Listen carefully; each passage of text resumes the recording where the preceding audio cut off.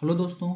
इस वीडियो में हम लोग कंप्लीट ओ लेवल कोर्स के बारे में समझेंगे। क्या एलिजिबिलिटी होती है, कितने एग्ज़ाम्स होते हैं, क्या पेपर पैटर्न रहता है उसका, एग्ज़ाम में कैसे क्वेश्चंस हमसे पूछे जाते हैं, टोटल कितनी फ़ीस इसमें देनी रहती है, वो सारी चीज़ें आज हम लोग इस वीडियो में कवर करेंगे। सबसे पहले अगर हम लोग समझें कि ओ लेवल कौन कर सकता है, उसकी एलिजिबिलिटी क्या रहती है ओ लेवल कोर्स को कंडक्ट करने के लिए। 1 ईयर आप इसका एक जो ड्यूरेशन रहती है, कोर्स पीरियड रहता है वो 1 ईयर का रहता है। लेकिन आपको अगर ये एग्जाम देना तो 1 ईयर में आप कंप्लीट कर पाएंगे। लेकिन अगर क्वालिफिकेशन की आप बात करें तो उसमें 10+2 आपसे क्वालिफिकेशन की रिक्वायरमेंट इसमें रहती है, जिसमें 10th आप पास होने चाहिए। 2 ईयर आपने आगे पढ़ाई की हो, जैसे 12th आप किए हो, या फिर 10th के साथ में आपने 2 साल की आईटीआई आपने की हो, तो आप ओ लेवल के एग्जाम्स को अप्लाई कर सकते। कोर्स स्ट्रक्चर की अगर हम लोग बात करें कि किस तरीके से इसमें एग्जाम्स होते हैं, तो टोटल इसमें जो है 4 पेपर और एक प्रोजेक्ट के बारे में आपको बताया गया है, जिसमें टोटल आपको 4 पेपर्स पढ़ने होते हैं, मतलब 4 बुक्स पढ़नी होती है। उसके साथ में एक प्रोजेक्ट आपको लास्ट में उसके सबमिट करना होता है। ये जो प्रोजेक्ट है ये आप सबमिट कर सकते हैं।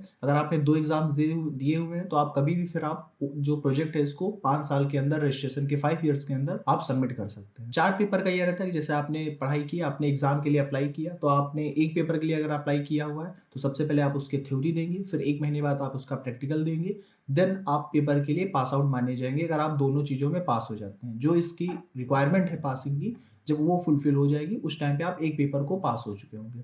ऐसे ही आपको 4 पेपर्स इसमें करने रहते हैं। अलग-अलग बुक्स इसमें हैं जो आपको पढ़नी होंगी अलग-अलग पेपर के लिए, और देन उसमें एक प्रोजेक्ट आप सबमिट करेंगे। उसके बाद ही आपको ओ लेवल का सर्टिफिकेट प्रोवाइड कराया जाएगा। नेक्स्ट अगर हम लोग ओ लेवल के सिलेबस की हम लोग अगर बात करें तो इसमें टोटल 4 पेपर्स होते हैं। जैसे इसमें जो पहला पेपर हमारा होता है M1R 5.1 मॉड्यूल 1 रिवीजन 5.1। इसमें आप information technology tools and network basics इस बुक को आप पढ़ते हैं। जो आपकी ट्रिपल सी का सिलेबस है वो कंप्लीट सिलेबस आपका इसमें रहता है, पहले पेपर में रहता है। वहीं जो दूसरा पेपर आपका होता है M2R 5.1, इसमें वेब डिजाइनिंग एंड पब्लिशिंग के बारे में पढ़ते हैं, जिसमें HTML CSS JavaScript angular JS Photoshop ये सारी चीज़ें हम लोग इसमें जो पेपर 2 हमारा रहता है उसमें पढ़ते हैं।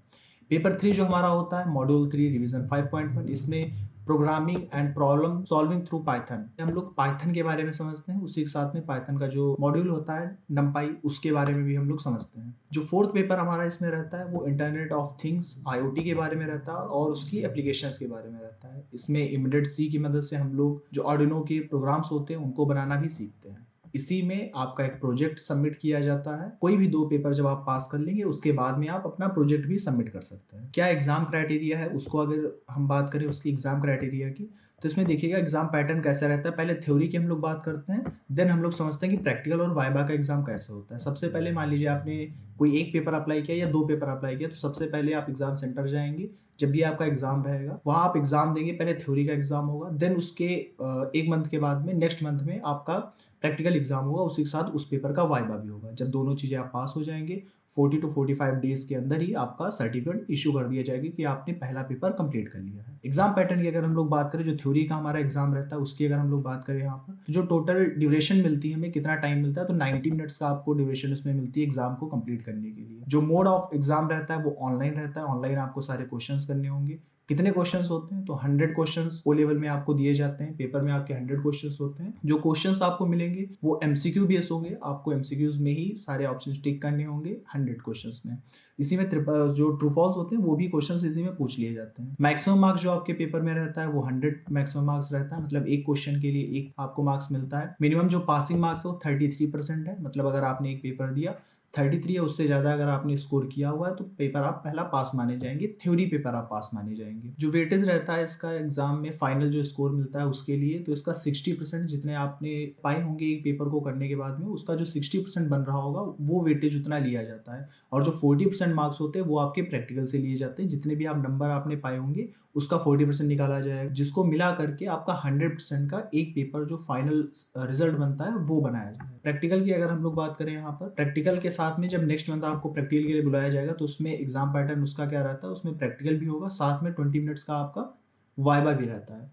ड्यूरेशन की अगर बात करें तो टोटल 50 मिनट का आपका प्रैक्टिकल होता है, जिसमें प्रैक्टिकल भी लेते हैं, साथ में वाइवा भी इसी टाइम के अंदर ले लिया जाता है। इसमें भी जो मोड ऑफ एग्जाम रहता है वो ऑनलाइन ही रहता है। इसमें टोटल हर पेपर के लिए जो भी आप पेपर अप्लाई करेंगे उसमें 3 क्वेश्चंस आपको मिलते हैं, जिसमें से कोई भी 2 आपको क्वेश्चंस करने रहते हैं। क्वेश्चन पैटर्न की अगर हम लोग बात करें तो ये डिमॉन्स्ट्रेशन होता है, इसमें आपको प्रोग्राम बना करके आपको दिखाना रहता है, साथ में वाइवा भी उसका लिया जाता है। मैक्सिमम मार्क्स की अगर हम लोग बात करें, यहाँ पर टोटल मैक्सिमम मार्क्स 100 रहते हैं, जिसमें 80 जो मार्क्स रहेंगे वो आपके प्रैक्टिकल के होंगे और 20 मार्क्स आपके वाइवा के ऐड किए जाते हैं। मिनिमम इसमें भी जो पासिंग मार्क्स है वो भी क्राइटेरिया यहाँ पे 33% ही है कि आप प्रैक्टिकल किया आपने 33 या उससे ज़्यादा स्कोर करेंगे तो आप प्रैक्टिकल में पास माने जाएंगे। इसमें जितना भी आपने नंबर स्कोर किया होगा, जितना भी परसेंटेज आपने स्कोर किए होंगे, उसका 40% फाइनल जो आपका सर्टिफिकेट बनता है, फाइनल स्कोर के लिए इसका जो वेटेज रहता है 40% दिया जाता है। क्या मतलब है इसका? थ्योरी में आपने मान लीजिए जितने भी आपने क्वेश्चंस किए हुए हैं, जितने भी आप मार्क्स थ्योरी में पाएंगे, उसमें जितने भी आपके नंबर्स बन रहे होंगे, मान लीजिए 60% 70%, तो उसका पहले 60% निकाला जाएगा। जितने भी प्रैक्टिकल और वाइवा में आपने मार्क्स स्कोर किए होंगे उसका 40% निकाला जाएगा और उन दोनों को जोड़ करके बताया जाएगा कि आपने पहले पेपर में प्रैक्टिकल प्लस थ्योरी में पास करने में कितना टोटल स्कोर किया है और उसी के अकॉर्डिंग आपके ग्रेड बनते हैं। इसमें ग्रेड सिस्टम की बात करें अगर हम लोग यहाँ पर, तो 50% से अगर कम आपने मार्क्स स्कोर किया तो आप इसमें फेल माने जाते हैं। वहीं 50 से 54 अगर आपने स्कोर किया हुआ है तो आपका डी ग्रेड मिलता है।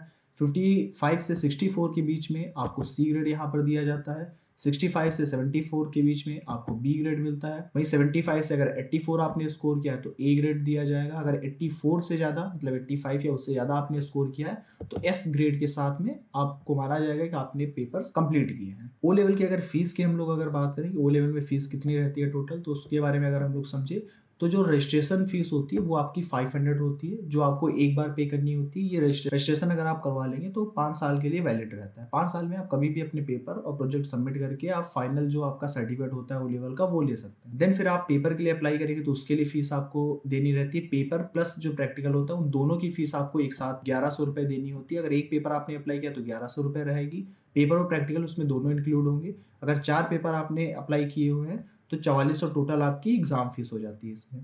वहीं प्रोजेक्ट फीस आपकी 100 रुपीज़ रहती है। इसके अदर में आपसे सर्टिफिकेट चार्ज वगैरह कुछ भी नहीं लिया जाता है। इन्हीं फीस के अंदर आपको सर्टिफिकेट प्रोवाइड करा दिया जाता है। अगर आप ओ लेवल अप्लाई करना चाहते हैं तो student.nilet.gov.in इस लिंक पर क्लिक करके आप अपने ओ लेवल को अप्लाई कर सकते हैं। वहीं से आपका एडमिट कार्ड और जितने भी आपके सर्टिफिकेट्स होंगे वो वहीं से आपको प्रोवाइड हो जाएंगे। अभी आपको इसमें कंप्लीट इन्फॉर्मेशन मिल गई होगी ओ लेवल के एग्जाम्स को लेकर के, किस तरीके से एग्जाम रहते हैं, क्या ग्रेड सिस्टम रहता है, क्या हमारे पास में एग्जाम पैटर्न होता है प्रैक्टिकल का, उसके साथ में पैटर्न क्या होता है थ्योरी का, क्या हमारे पास में सिलेबस है, कितने टोटल पेपर होते हैं, एलिजिबिलिटी क्या है, ये सारी चीज़ें आपको पता चल गई होंगी। कोई भी अगर आपके पास में क्वेश्चन है, कोई भी डाउट है तो आप कमेंट सेक्शन में पूछ सकते हैं, उसके बारे में भी आपको अलग से बता दिया जाएगा। मिलते हैं नेक्स्ट वीडियो में। Thank you.